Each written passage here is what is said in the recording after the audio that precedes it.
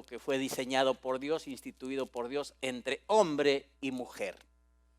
Pero el mundo enfermo, el mundo sin conocimiento de la verdad, se está moviendo al revés del plan de Dios. Entonces hoy se casan entre mujeres, se casan entre hombres. Los que no son de esos equipos sencillamente son indiferentes o los avalan o no les interesa, pero el mundo está yendo por ahí. La gente ha quebrado el pacto sempiterno. Aquí no habla del pacto con Moisés ni con David, ese es el pacto del matrimonio, que todas las tribus, todas las culturas, todas las gentes de una o de otra forma lo practican, ¿verdad? En todas las culturas hay matrimonios. Lo hacen a su forma, lo hacen a su manera, bajo sus costumbres y tradiciones, pero finalmente en el mundo se está quebrando eso, pues porque ya se comenzó, como alguien dijo, a faltar el respeto a la institución de Dios, que Él creó un hombre y una mujer y unió al hombre y a la mujer para estar juntos como hombre y mujer. Sin embargo, todo eso se ha alterado. Bueno, eso está pasando en el mundo. Solamente era para ahora marcar una diferencia grande con la iglesia. Y podemos decir, pero en la iglesia. Digan, pero en la iglesia. Ok, qué bueno que estamos en la iglesia, ¿verdad? Qué lindo que estamos en la iglesia. Y no estamos ya en el mundo. Y no es que seamos despectivos con la gente que Dios ama. Nosotros también oramos, amamos a las personas, queremos que se salven, por eso les hablamos, por eso predicamos el evangelio. Pero qué bueno que estamos en la iglesia, y en la iglesia hoy estamos viviendo en la restauración del tabernáculo de David, que es el tema que nos ocupa, del cual Dios nos habla. Estamos viviendo realmente un tiempo de alta gracia, de real bendición, de muchos privilegios y ventajas que hoy tenemos sobre aún la gente del mundo y en el contexto de Dios, sobre la gente de Dios del antiguo pacto, del Antiguo Testamento. Hoy somos gente del nuevo pacto, gente que vive en un Nuevo Testamento, que tiene el acceso libre a la presencia de Dios. Y de eso nos habla la restauración del tabernáculo de David, del acceso libre que hoy tiene la persona que ha creído en Jesucristo para contactar con Dios, estar con Dios, hablar con Dios, decirle a Dios, pedirle a Dios, darle a Dios, recibir de Dios. Todo podemos hacerlo libremente.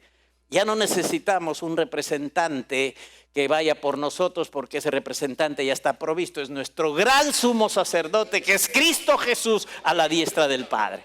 Entonces aquí yo no necesito ni a un cura, ni a un pastor, ni a un capellán, a nadie para ir a Dios. Basta que nací de nuevo, que aprendo la palabra, sé que soy hijo de Dios y le comienzo a hablar a Dios a diestra y siniestra conforme a su palabra, y Él me oye. Y Él me da lo que le pido conforme a su voluntad. Y ya no necesito que alguien me lleve, me ayude. Quizá cuando hay desconocimiento de esto, sí, mientras somos bebés espirituales necesitamos ayuda, ir aprendiendo, creciendo y conociendo. Pero una vez que entendemos esto, hermanos, ya no necesitamos de verdad en este sentido que nadie nos ayude. Más bien estamos para ayudar a otros, a los que todavía no saben. Pero uno ya tiene libertad a estar en la presencia de Dios.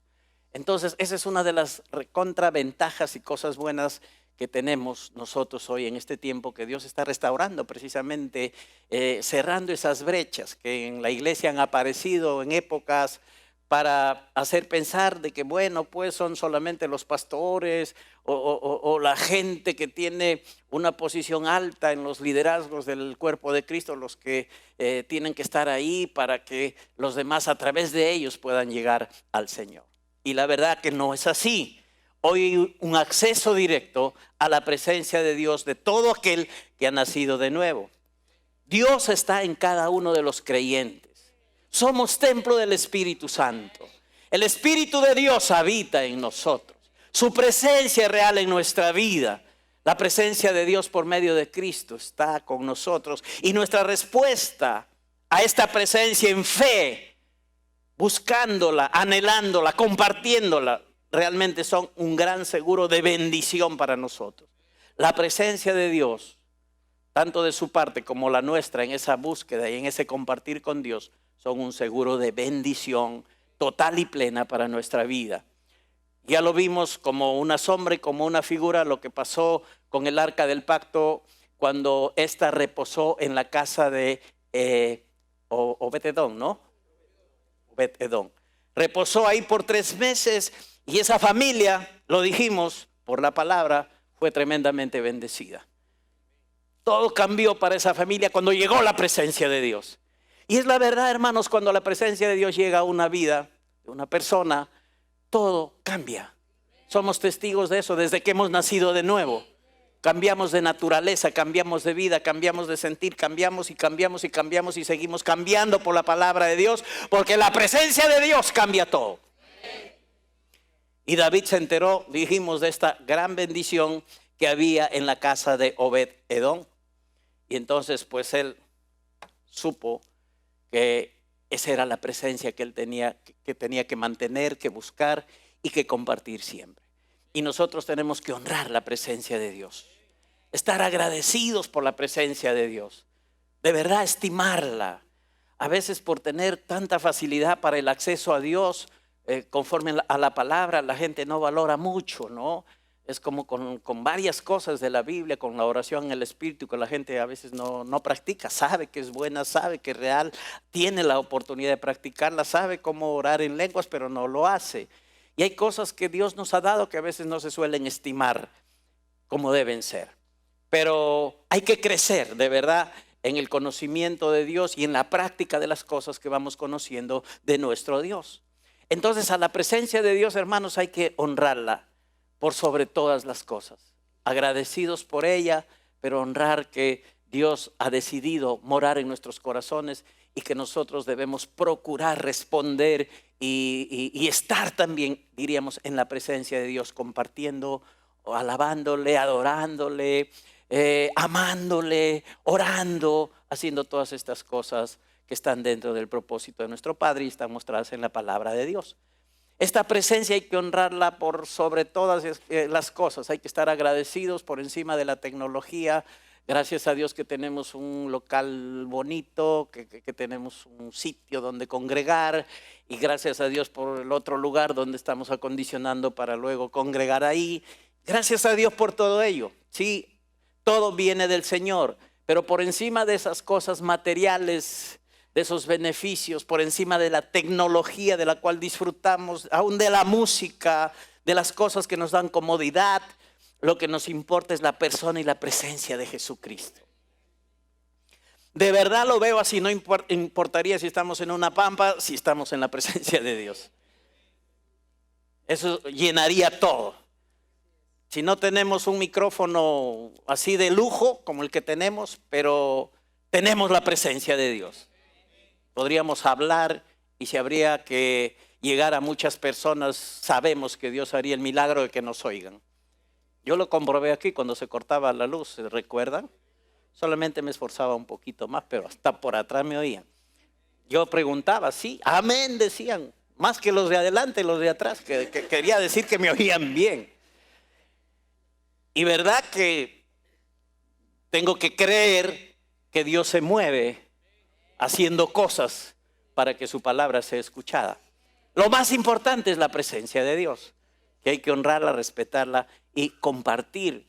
Lo que nos importa es la presencia de Dios, de Cristo, y esto debe ser el lugar central en la iglesia y en nuestra vida.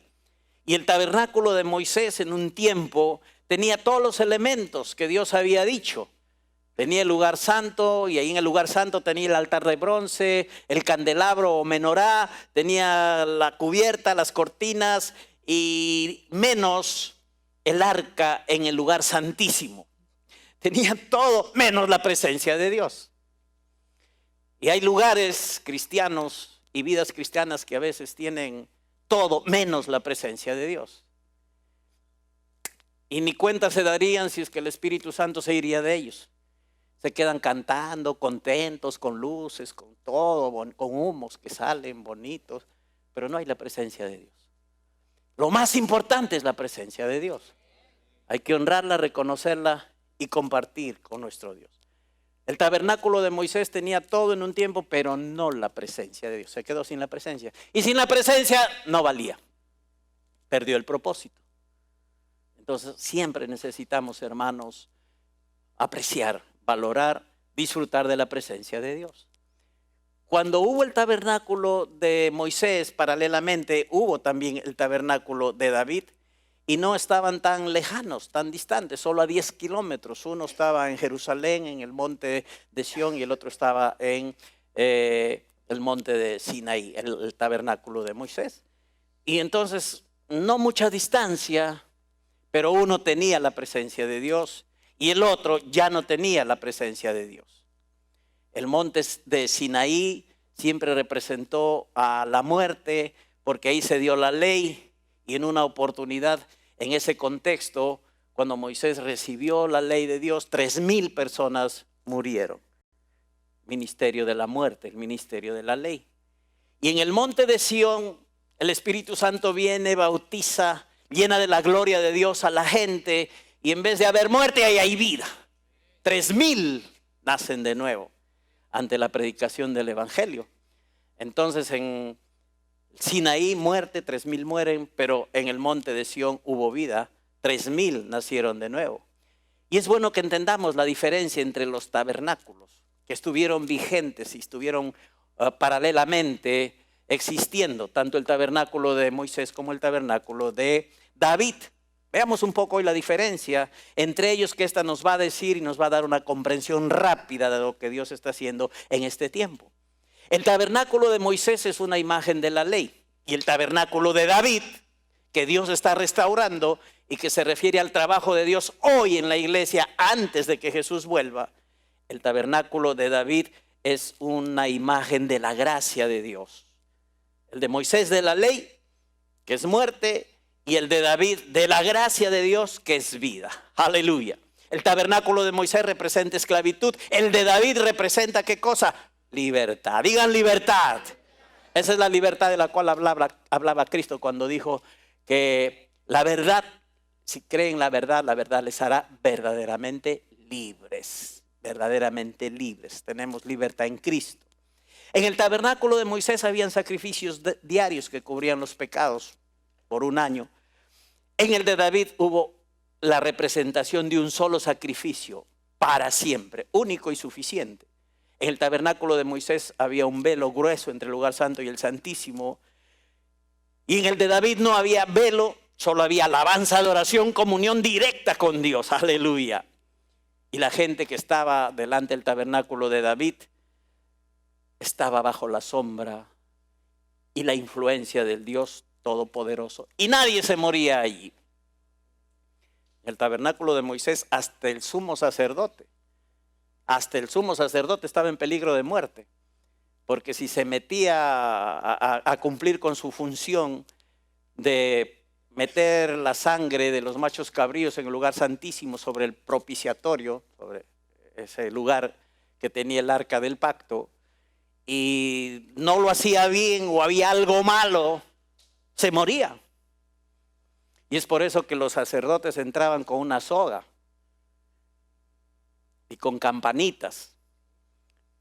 Entonces las campanitas hablaban de que gracias a Dios vive. Si sonaban las campanitas, estaba vivo. Si no, la soga entraba en función, tenían que sacarlo muerto. Porque así era el ministerio del tabernáculo de Moisés. Allí bajo la ley había muerte, hasta del sacerdote estaba en peligro. En cambio, en el tabernáculo de David había acceso directo a la presencia de Dios, y lo que había ahí era vida. Había gozo, celebración, alabanza, adoración, comunión, intimidad. Había vida en ese tabernáculo de David. Y importante siempre reconocer esta diferencia. Ahora, en este contexto de gracia en que Dios está restaurando el tabernáculo de David, que nos da acceso a su presencia y todo, es importante que reconozcamos que hay principios invariables que Dios quiere que practiquemos hoy en la iglesia, y que se trata de hacer las cosas como David las hizo precisamente en este contexto de llevar el arca al tabernáculo que él había preparado. Y es importante ver que esto no ha cambiado para nosotros, que aún en la gracia de Dios hay un contexto y una connotación de obediencia a Dios. De que cuando Dios nos da dirección hay que hacer las cosas como Dios nos dice. Porque tenemos, hermanos, la tendencia, y esto mientras por la palabra nosotros no lo cambiemos va a estar ahí. Siempre tenemos la tendencia de decir yo quiero yo pienso, yo opino, a mí me gusta. ¿No les ha pasado? Todos tenemos esa tendencia. Pero la tenemos que cambiar por Dios dice, Dios quiere, a Dios le gusta y yo obedezco a Dios.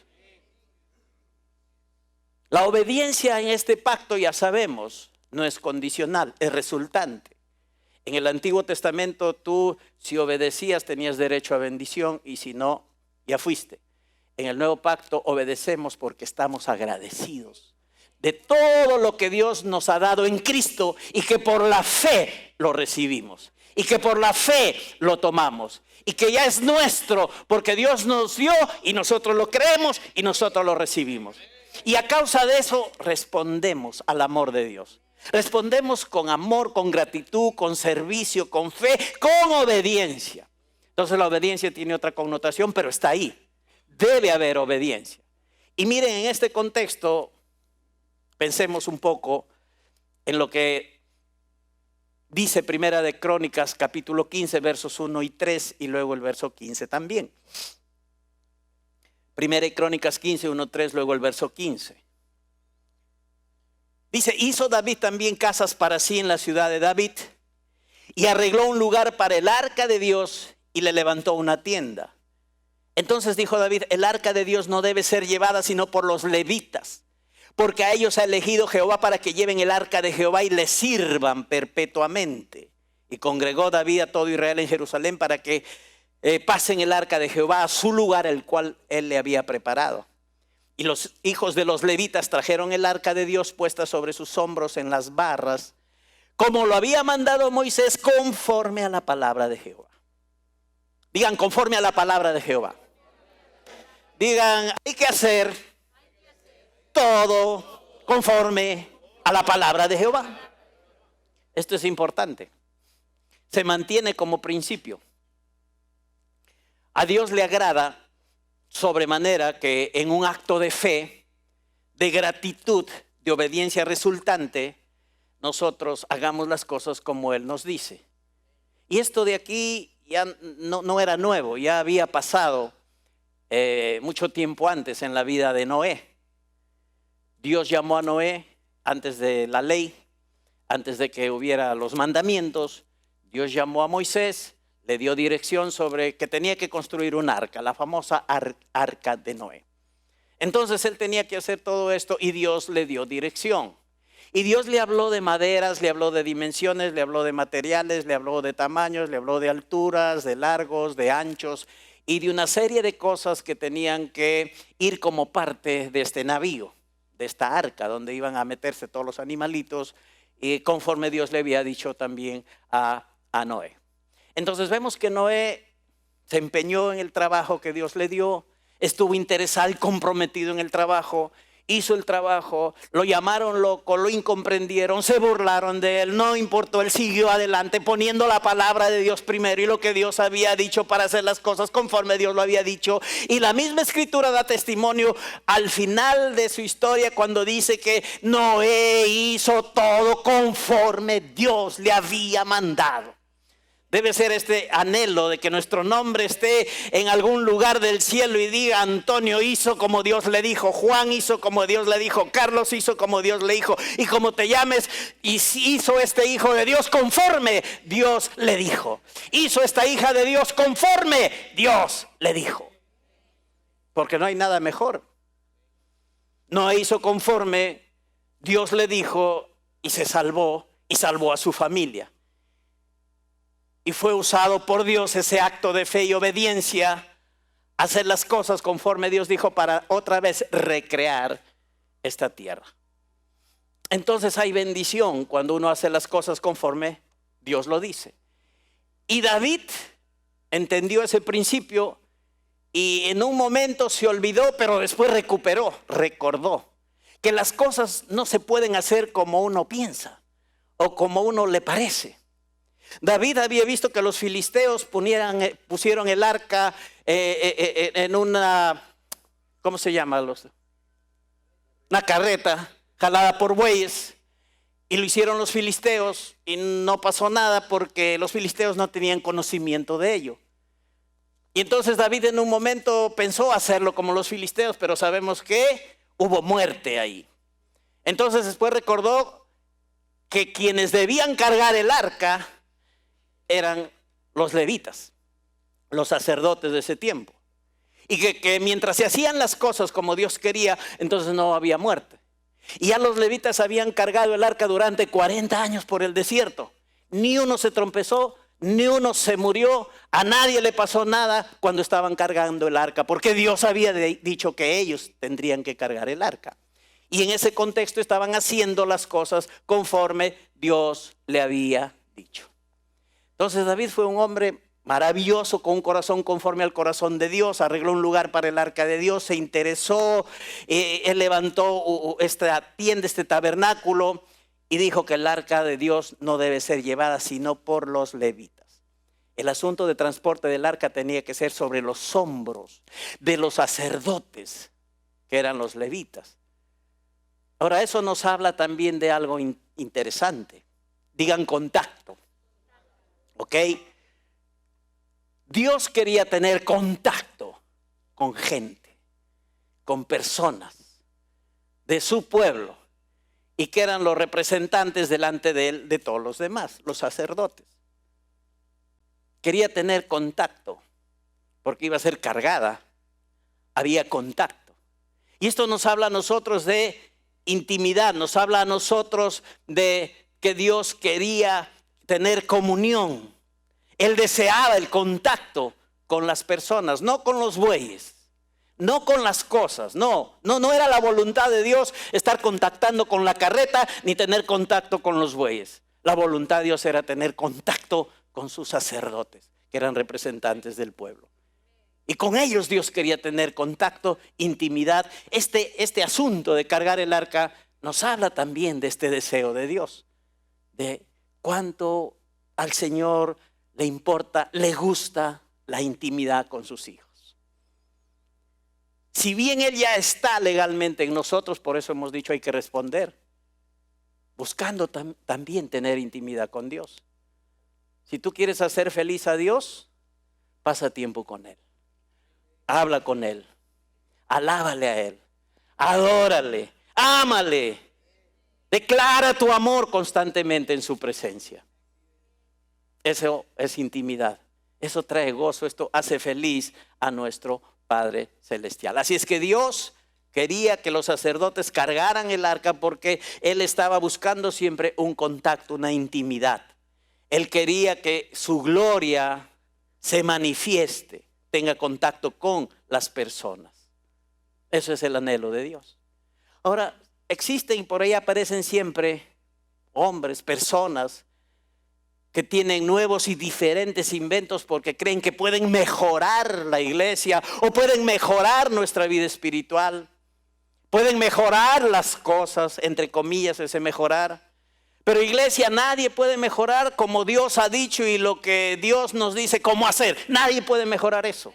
¿Dios es perfecto o no? ¿Dios es omnisciente o no? ¿Es sabio de los sabios o no? Entonces tú, ni yo, ni nadie puede mejorar lo que Dios ha dicho y cómo las cosas tienen que hacerse. Hay que hacer a la manera de Dios. Y David supo que hay que cargar el arca por medio de los sacerdotes para llevar el arca al lugar donde esta arca debía pernoctar, que era el tabernáculo que él había fabricado, que él había hecho. Entonces, hermanos, hoy en la iglesia, cuando Dios está restaurando el tabernáculo de David y tenemos libertad de la ley para vivir en gracia y tenemos oportunidad de estar en la presencia de Dios y Él está presente ya en nosotros, este principio se vuelve vigente. Hacer las cosas a la manera de Dios, seguir la dirección que Dios nos da, haciendo a la manera de Dios y no pensando que tú o yo o alguien puede mejorar como Dios ha establecido que se hagan las cosas. Y Dios dijo que eran los levitas que deberían llevar el arca en sus hombros. Y como les dije, ellos la cargaron por 40 años y nunca pasó nada con ninguno de ellos. Cuando David hizo algo diferente a esto, lo que hubo fue muerte. Pero mientras la gente hacía las cosas a la manera de Dios, siempre había vida, siempre había celebración. Cuando Dios establece las cosas, así son, así deben quedar. Dios estableció que tú y yo nos salvemos por fe. No por ser de esta religión o por ser de tal o cual familia o por ser tan tantas buenas obras en nuestra vida, Dios ha establecido que la salvación no es por nuestra justicia, no es por nuestras obras, es por la gracia de Dios por medio de la fe. Por la gracia, por medio de la fe, somos salvos por medio de Jesucristo. Y ahí en ese contexto Dios nos hace su hechura para la práctica de las buenas obras, las mismas obras que Jesús hizo para que nosotros también las practiquemos.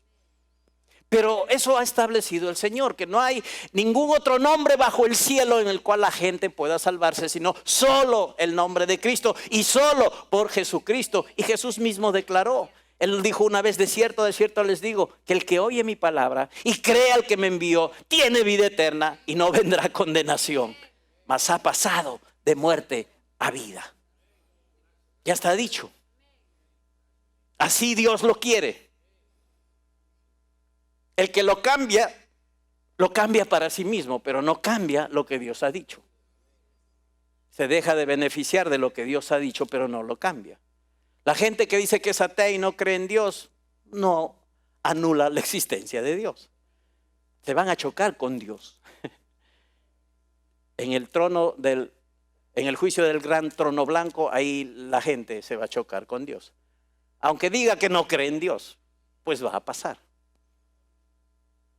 Porque lo que la gente piense o diga o sienta, aparte de lo que Dios dice, realmente no tiene relevancia. Lo que tiene relevancia es lo que Dios dice. Y tiene relevancia para cumplir su propósito y disfrutar de sus bendiciones y de lo que nos ha dado en Cristo. Este hecho de que hay que hacer las cosas conforme Dios nos dice. Y con todas estas cosas que pasan en el mundo, por el cual el mundo está enfermo, como estos años de pandemia, nos da a entender que Dios está trayendo a un punto final el esfuerzo del hombre para que reaccione de alguna manera, porque sí nos damos cuenta que en pandemia la gente reaccionó, clamó a Dios, buscó a Dios, mucha gente recibió a Cristo y fue una oportunidad de predicar el evangelio de la gracia de Dios. Pero con todo lo que está pasando, que Dios permite, que Dios no lo causa, no lo hace, pero lo permite, está poniendo fin en cada área donde el hombre se puede jactar de su fuerza, pero finalmente muere y no puede.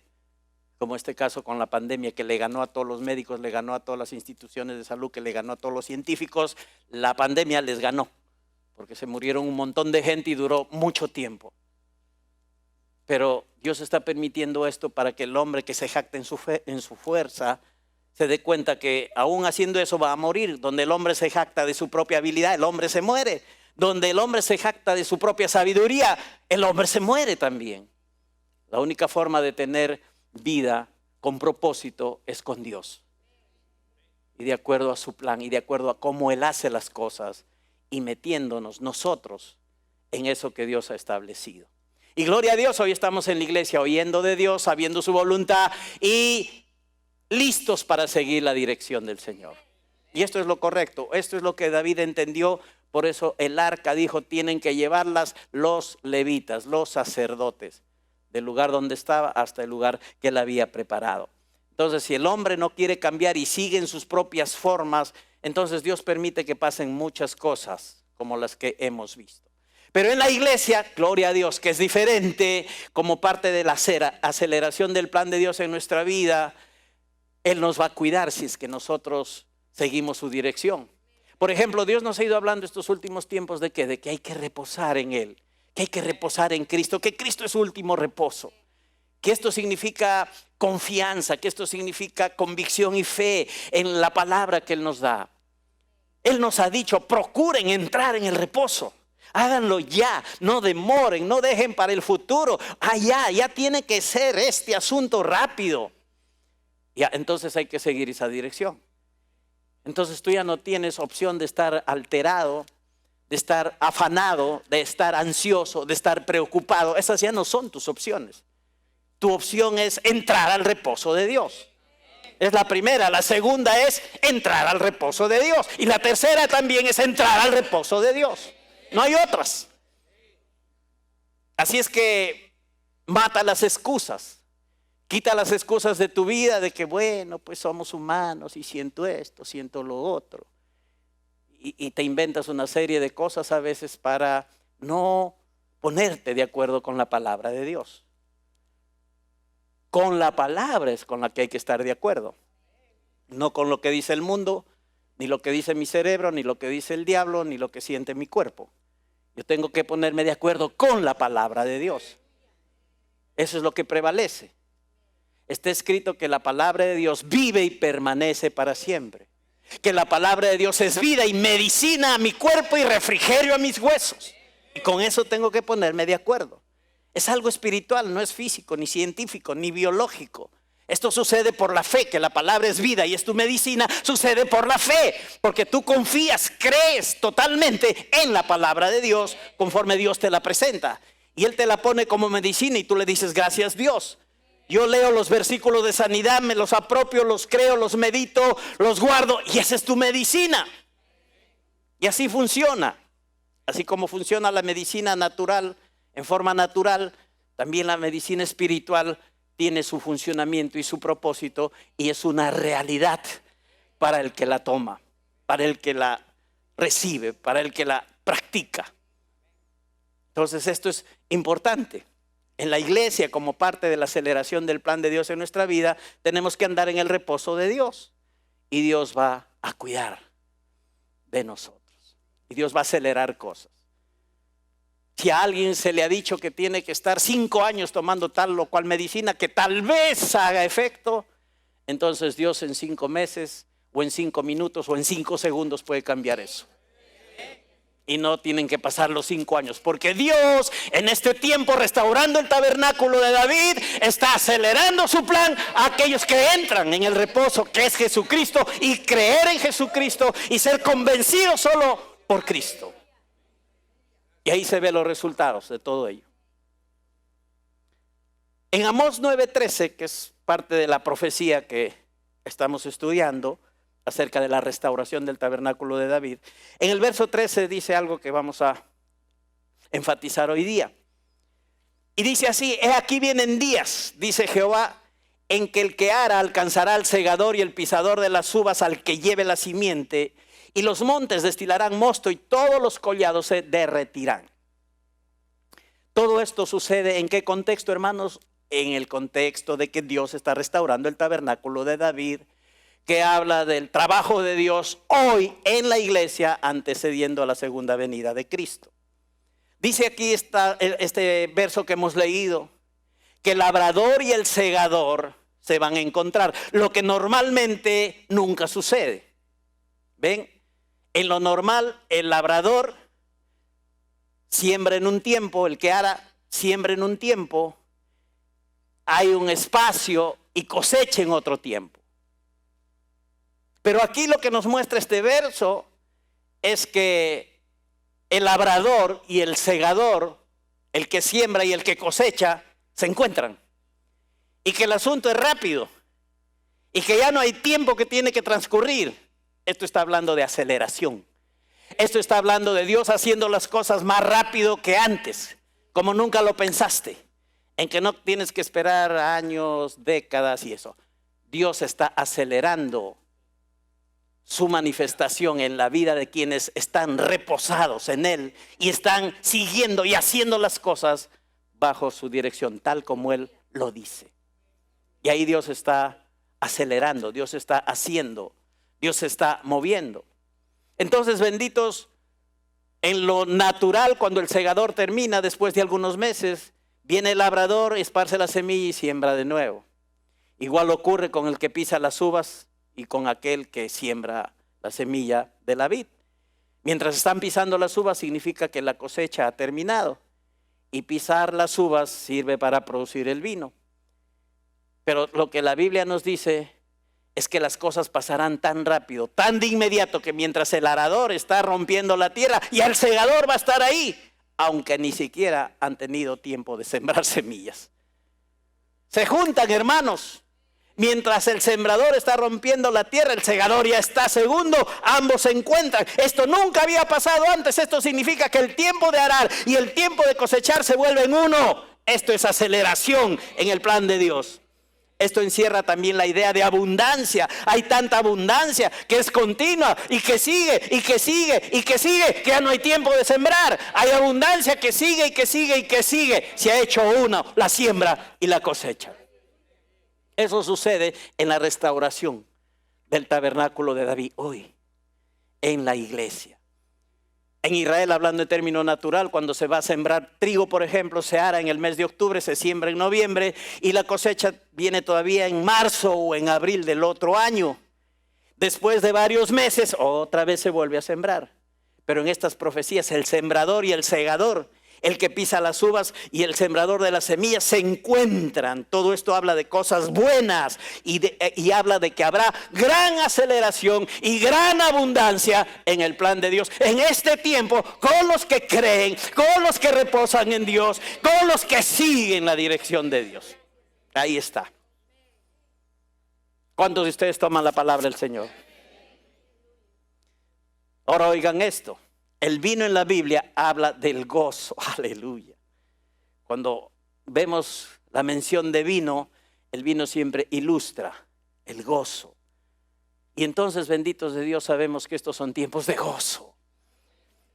Son tiempos de no afán, son tiempos de no preocupación, son tiempos de gozo. Tiempo en que el creyente que reposa en Dios se va a gozar. Y va a gozarse bien. Y cuando va a alabar a Dios, lo va a alabar bien. Y cuando va a estar en la presencia de Dios, se va a requete gozar y saltar y cantar y danzar. Y lo va a hacer para la gloria de Dios. Y lo va a hacer bien hechito, como debe ser hecho. No, que no nos ganen el mundo, ¿eh? Esos bailadores que se tuercen, que hacen para arriba, para abajo. Bueno, acá lo hacemos por el Espíritu, para la gloria de Dios. Pero con gozo, pues. Aunque sea un tronco que da bote, ya no importa, si ya si no puedes hacer nada ya. No te quedes ahí estático. Gózate, iglesia. Disfrute de poder alabar a Dios, de estar en su presencia. Dios está restaurando el tabernáculo de David, dándonos esta preciosa oportunidad. Y el vino del cual habla la palabra, habla de regocijo, de gozo aún en las peores circunstancias. De repente pasa algo que no pensabas. Algún ser querido se va antes que tú a la presencia de Dios y lo primero que invade ahí es el espíritu de tristeza. Pero en este tiempo, para el creyente que sabe y cree y reposa en Cristo, ¿sabes lo que va a haber? Gozo aún en esa circunstancia. Y el espíritu de tristeza no se va a apoderar de tu mente ni de tu corazón para tenerte cautivo, porque es muy dañino. Pero vas a aprender a gozarte. Y la unción de Dios vendrá para eso. Cuando estuve por el sur, recuerdo que hubo un hermano que con su actitud me enseñó mucho a mí. Porque él tenía a su mamá enferma por bastante tiempo. El pastor había ido a orar por la hermana. Y un día lo llama el hermano para decirle al pastor lo siguiente. Y lo llama alegre, todo alegre, contento. Pastor, tengo una buena noticia para usted. El pastor dijo, oh, ya lo hice. Oré, se sanó la hermana, seguro. Pero el hermano le dice, la buena noticia es que mi madre ya está en la presencia del Señor. Oh, gloria a Dios. Lleno de gozo. El pastor contó este testimonio, que el hermano le sorprendió para darle lo que realmente era una buena noticia. Que esta persona estaba en casa y estaba en la presencia de Dios, de acuerdo a lo que Pablo dice, que para el que cree en Cristo el morir es ganancia. Y estar en la presencia de Dios es muchísimo mejor. Aunque tu cerebro diga lo contrario. Pero aún va a haber gozo en tiempos así, porque vamos a entender las cosas tal cual son. Conforme a la Escritura, ¿ve? Ya no conforme solo al sentimiento del momentito. De la cacao, pobrecito. Pobrecito el que se queda. Feliz el que se va a la presencia de Dios. Las montañas van a destilar vino dulce. Ahí está de acuerdo Amós con Joel, que también dice que sucederá que en aquel tiempo los montes destilarán mosto, los collados fluirán leche y por todos los arroyos de Judá correrán aguas y saldrá una fuente de la casa de Jehová. Gran bendición, hermanos. Cuando se restaure el tabernáculo de David, las colinas van a destilar vino dulce en abundancia y va a haber mucha producción, dice, de leche también fluirá. ¿Por qué? Porque Dios hará que sobrenaturalmente los pastizales abunden, los ganados coman y la leche fluya a raudales. Eso hará Dios restaurando el tabernáculo de David, que eso representa para nosotros, así no tengamos ganado, no seamos ganaderos, representa abundancia, representa bendición de Dios a nuestra vida, en la labor que estemos desarrollando, en las cosas que estemos haciendo. Dios manifestará su gloria y habrá gran abundancia para nosotros. Dios está restaurando el tabernáculo de David. Imagínense que hasta las laderas, hasta las colinas van a producir uvas de donde saldrá el mejor vino. Los científicos comprobaron que las colinas y esas laderas donde se siembra la uva, el mejor fruto para el vino sale de estos lugares, mejor de la uva que se planta en los lugares planos. Seguramente por el drenaje, por los vientos, por cosas ecológicas, pero las vides que están plantadas ahí en estas colinas o faldas o lugares, así como laderas, son los mejores lugares para la producción de un excelente fruto de la vid, para las mejores uvas, para el mejor vino. Lo cierto es que habrá abundancia entonces para los hijos de Dios. El vino nuevo también habla del poder del Espíritu Santo. Cuando Dios está restaurando el tabernáculo de David, está hablándonos de que en la iglesia tiene que fluir y manifestarse el poder del Espíritu Santo. Dios está cerrando esa brecha que se abrió en la iglesia por muchos años, donde la gente dejó de creer en el poder del Espíritu Santo.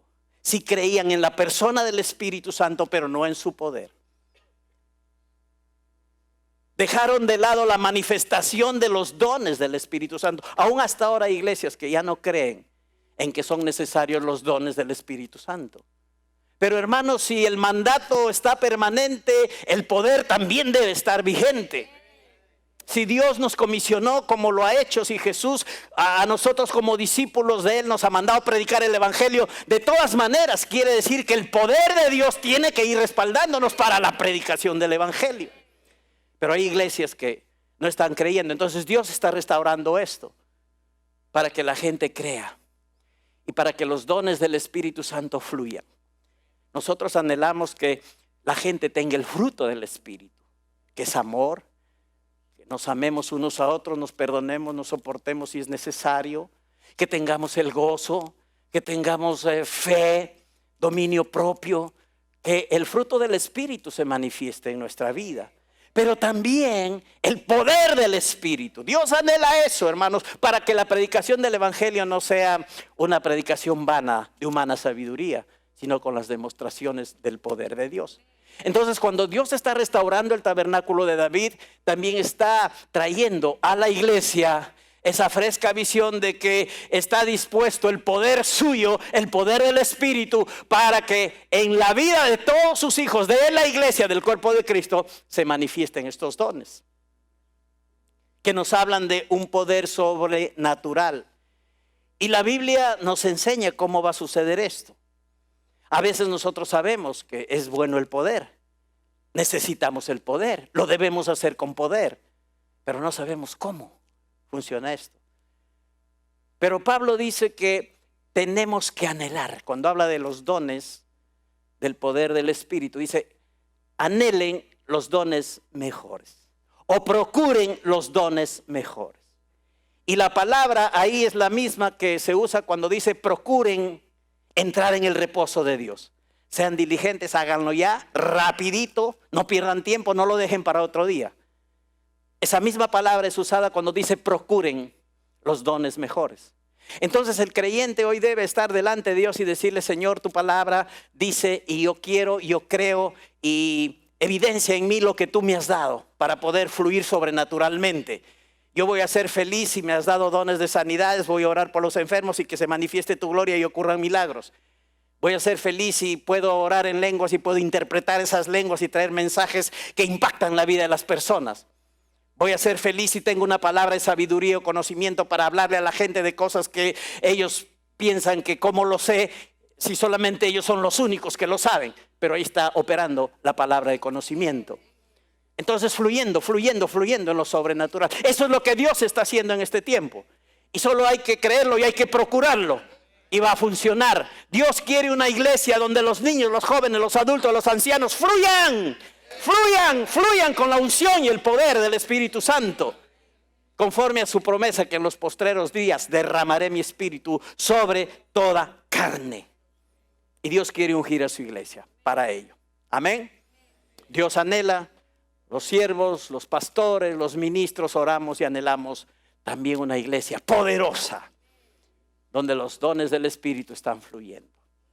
Y gloria a Dios que nuestra iglesia, gracias a Dios, hay muchos testimonios. Yo conozco personas que sé que Dios manifiesta dones sobrenaturales para la sanidad, palabras, para bendecir a la gente, niños que oran por sus padres, los ministran y a los padres vienen a la iglesia.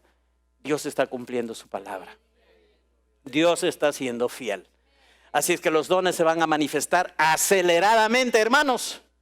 Hay que procurarlos. Di conmigo, yo procuro. Voy a procurar los dones mejores del Espíritu Santo operando en mi vida. Termino la historia del tabernáculo de David, donde hay una buena enseñanza. Salmo 132. Voy a ir leyendo algunos versículos. Salmo 132. Verso 3. Declaraciones de David en este salmo acerca de cómo él estimaba la presencia de Dios que estaba en el arca del pacto. Y cómo él diligentemente buscó desde su chiquititud poner el arca del pacto donde debería estar, donde debería reposar. Cosa que Saúl nunca hizo. En el verso 3 dice en este Salmo 132, no gozaré del calor del hogar, ni me daré un momento de descanso. No me permitiré cerrar los ojos y ni siquiera el menor pestañeo, antes de hallar un lugar para el Señor, una morada para el poderoso de Jacob. Estoy leyendo la Nueva Versión Internacional, Salmo 132, verso 3. David estaba dispuesto al sacrificio, al calor del hogar, a las cosas que en el hogar uno puede tener. Y David valoraba el hogar, él no lo desestimaba. Era un muchacho sometido a su padre, lo mandó a cuidar ovejas, se fue a cuidar las ovejas, lo mandó llevando comida para sus hermanos que estaban en el ejército, se fue dejando las ovejas encargadas con responsabilidad. David era un hombre que sí estimaba la vida familiar, la vida de hogar, pero él también se daba cuenta de la necesidad que había de que el arca de Dios reposa en el lugar donde Dios quería. Esto él lo entendía por el Espíritu. Él lo sabía porque tenía un corazón conforme al corazón de Dios. Y él dice, yo no voy a gozar del calor del hogar, ni me voy a dar un momento de descanso. No voy a permitirme cerrar los ojos, ni siquiera un pestañeo, antes de hallar un lugar para el Señor, una morada para el reposo de Jacob. En Efrata, dice el verso 6, Efrata es el lugar de donde era David. Efrata de Belén es el lugar donde nació Jesús. Y en Efrata dice, oímos hablar del arca, dimos con ella en los campos de Yagar. David oyó y no se quedó con la noticia. Él desde siempre supo que el arca debía estar en un lugar, que era el lugar agradable a Dios, que era el monte de Sión, que era Jerusalén, que no era en el monte Sinaí.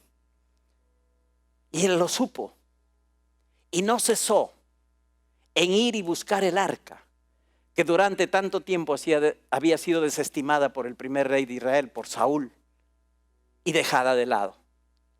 Y David dijo, yo no voy a cesar, yo voy a buscar.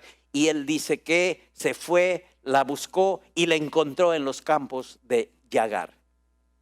El verso 8 dice, levántate, oh Jehová, al lugar de tu reposo, tú y el arca de tu poder. El lugar del reposo de Dios es realmente el tabernáculo que David le hizo. Ahí Dios estaba feliz, porque todo se hacía ya no bajo la ley ni la religiosidad, sino se hacía en la libertad, en el corazón espontáneo, en el libre acceso a la presencia de Dios. Entonces Dios quería siempre eso. Por eso Dios estimaba, anhelaba estar en Sión por lo que representaba. Porque representaba lo que había en su corazón, que la gente sea bendecida por la gracia de Él. Que la gente tenga acceso, no por sus obras ni por personas, sino un acceso directo para compartir con Él. Por eso Dios quería y Dios eligió, como vamos a ver, a Sión. Esa fue su elección del Señor. No fue David que quiso llevarlo ahí. Fue Dios que eligió y David se puso de acuerdo con él. En Hebreos Dios nos dice que entremos a su reposo, que es el tabernáculo de David. Y cuando entramos al reposo de Dios, ahí encontramos una nueva forma de vida, diferente a la del tabernáculo de Moisés. Hay diferencia entre el tabernáculo de Moisés y el de David, que estaban vigentes en un tiempo paralelamente. El tabernáculo de Moisés representa la ley y al monte de Sinaí, que finalmente es esclavitud. El de David representa la gracia, al monte de Sión y a la libertad. El de Moisés, muchos sacrificios cada día. El de David, un solo sacrificio para siempre. El de Moisés, un velo grueso. El de David, ningún velo. El de Moisés, sacerdocio arónico. En el de David, sacerdocio de Melquisedec. En el de Moisés no hay lugar y al acceso del Santísimo. No hay entrada libre al lugar santísimo. En el de David no hay velo y hay acceso libre al lugar santísimo. En el de Moisés el trabajo nunca se acaba. En el de David está representada la obra ya terminada de Jesucristo, en la cual podemos confiar y por la cual podemos movernos. En el tabernáculo de Moisés hay amenaza continua de muerte, porque si está fallando la persona y está en alguna falta de pensamiento de cualquier otro índole, entonces se va a morir. Siempre hay amenaza de muerte. Pero en el tabernáculo de David está el camino nuevo y vivo que Dios mismo estableció. Este camino nuevo y vivo es el camino que la iglesia debe seguir. La iglesia tiene que seguir eso, hermanos amados, el camino nuevo y vivo. Hebreos 10, 19 y 20 dice por eso: así que, hermanos, teniendo libertad para entrar en el lugar santísimo por la sangre de Jesucristo, por el camino nuevo y vivo que Él nos abrió a través del velo, esto es de su carne. Verso 22 de Hebreos 10 dice: acerquémonos por esta razón que les acabo de decir. Acerquémonos con corazón sincero, en plena certidumbre de fe, purificados los corazones de mala conciencia y lavados los cuerpos con agua pura. Este es el camino de la iglesia, el camino nuevo y vivo. En el camino viejo siempre hay amenaza de muerte, porque es evidente que no somos perfectos en la práctica. A veces hay malos pensamientos, malas acciones. Y si cometemos en nuestro andar este tipo de acciones y pecados, Dios no acepta el pecado en su presencia. Pero por la gracia, Dios nos ve en Cristo y nuestros pecados han sido lavados por la sangre de Cristo. Y por eso podemos entrar al lugar santísimo, no por las buenas obras, no por el buen comportamiento, no por las buenas intenciones. Solo podemos entrar al lugar santísimo y a la presencia de Dios por la sangre de Cristo, que ya fue rociada en el verdadero propiciatorio celestial. Y que esa sangre fue aceptada por Dios. Y que a través de ella Dios nos justificó, nos santificó, nos ve en Cristo, limpios, santos, inocentes, sin mancha, justos en Cristo Jesús. ¿Alaban al Señor por eso? ¿Disfrutan de esa gran bendición? Hermanos, cuanto más vamos a Dios basados en Jesús, en este camino y por este camino nuevo y vivo, cuanto más vas por este camino, cuanto más las enfermedades comienzan a morir. No vas a morir tú, morirán las enfermedades. Si tú estás caminando, si tú estás transitando siempre por el camino nuevo y vivo, las enfermedades mueren, tú vives. La depresión se disipa, tú eres libre. Este camino da vida, por eso dice no solo camino, sino vivo. Porque hay vida en ese camino.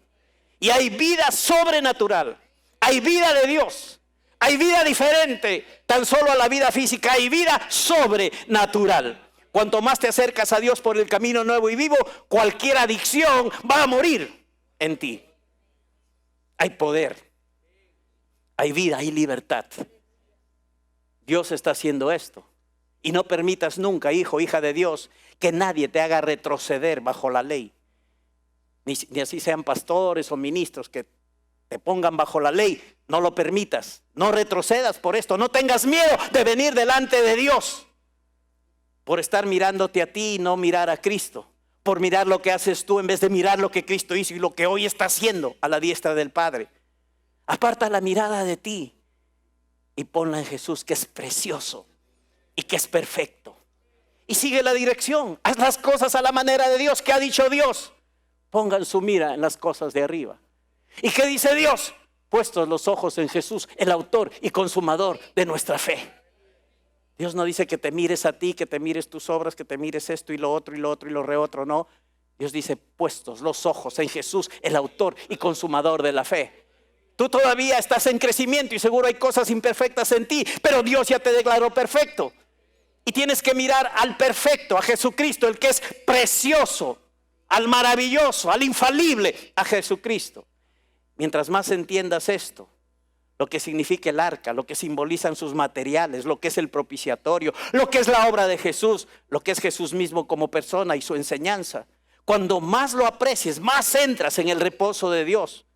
Este es el lugar del verdadero descanso. Este es el lugar del descanso, del reposo. Cristo Jesús. Confiando absolutamente, 100% en Él. En el verso 13 de este Salmo 132 encontramos que Dios no escogió al Sinaí, sino al monte de Sión. Esa fue su elección. Esa fue la elección de Dios. Otra vez vuelvo a mirar el verso 13. Dice, el Señor ha escogido a Sión. Su deseo es hacer de este monte su morada. David inventó porque le dio la gana, quiso llevar a la presencia, a su tabernáculo ahí en Sión. No, es porque Dios lo había elegido. Y él, porque era un hombre que tenía el corazón conforme al de Dios, interpretó eso y lo supo, y por eso decidió y buscó siempre al arca para llevarla al lugar donde él sabía que esta arca tenía que reposar por designio, por decisión, por elección de Dios mismo. El Señor ha escogido a Sión. Su deseo es hacer de este monte su morada. Aleluya. Y lo hizo, lo llevó. Dios entonces escogió a uno y dejó de lado al otro. Dice que fue su deseo. La palabra aquí es 3 letras, ABA, Abba, que significa un acto intenso, que indica cómo se siente Dios respecto al monte de Sión. Porque este monte habla de gracia, porque este monte habla de amor, porque este monte habla de lo que hay en su corazón hacia sus hijos y de lo que Él tiene para darles y de lo que Él quiere hacer en las vidas de ellos. En cambio, el monte del Sinaí habla de la ley, y la ley siempre está exigiendo, pero la gracia siempre está proveyendo. Y nosotros disfrutamos de la gracia de Dios. Amén, iglesia. Finalmente, en el verso 15, termino y dice así. El verso 15 nos habla de que bendeciré con creces. ¿En qué contexto? En el contexto de restaurar el tabernáculo de David. Y hoy Dios en la iglesia, antecediendo la segunda venida de Cristo, está restaurando el tabernáculo de David. ¿Y qué va a haber entonces en la iglesia? En el mundo hay enfermedad, confusión, muerte, epidemias, pandemias. Pero ¿qué habrá en la iglesia? El verso 15 dice, bendeciré con creces sus provisiones y saciaré de pan a sus pobres. Esto es lo que hay en la iglesia, hermanos, cuando Dios está restaurando el tabernáculo de David. Necesitamos creer esta palabra de Dios. Necesitamos decir amén, gracias Padre, porque en este tiempo, aunque en el mundo pase tal o cual cosa, yo estoy en la iglesia, soy tu hijo, soy de tu familia. Tú cuidarás de mí conforme a tu palabra. Tú estás restaurando el tabernáculo de David y tú vas a bendecirme en medio de todas las dificultades y pobrezas y cosas que puedan acontecer en este mundo. Gloria a Dios. Esto es lo que le espera a la iglesia, a los creyentes, a los hijos de Dios que confían, que reposan en el Señor. Digan, eso es lo que me espera. Bendición es lo que me espera. Mi futuro es brillante. Aleluya. Gloria a Dios. Dice, bendeciré con creces. Esta expresión bendeciré con creces es una sola palabra en hebreo, baruch, B-A-R-U-C-H, baruch, que significa abundantemente, con intensidad y con enormidad. La bendición de Dios viene con intensidad y con enormidad, iglesia. Dios te habla a ti hoy día. La bendición de Dios viene con intensidad y con enormidad. Así fuerte, pero grande. Intensa, pero poderosa. Así viene la bendición de Dios a la iglesia en este tiempo que Dios está restaurando el tabernáculo de David. Ay, pero todavía no lo veo. Cree. Y el que cree verá la gloria de Dios. Es porque crees que vas a ver la gloria de Dios. No porque te quejas, no porque dudas, es porque te crees y crees y crees la palabra de Dios. Sin dudar, sin miedo, sin importar el que dirán. Este tipo de bendición solamente pasa en el monte de Sión. Este tipo de bendición nos muestra la sublime gracia de Dios. Iglesia, la restauración del tabernáculo de David y sus implicancias es lo que como iglesia tenemos que agarrar. Lo que Dios está haciendo hay que tomarlo. Lo que Dios nos está hablando estos tiempos, creámoslo, guardémoslo, hagámoslo conforme Dios nos dice. Tomemos la oportunidad que tenemos de compartir íntimamente con el ser más sabio a quien le hemos cantado hoy día que Él es bueno, al ser más perfecto, amoroso, poderoso, fiel y bondadoso. Aprovechemos la oportunidad que Él nos ha provisto a través de un camino nuevo y vivo para estar en su presencia. Él ya está presente. Nosotros vayamos y busquemos su presencia.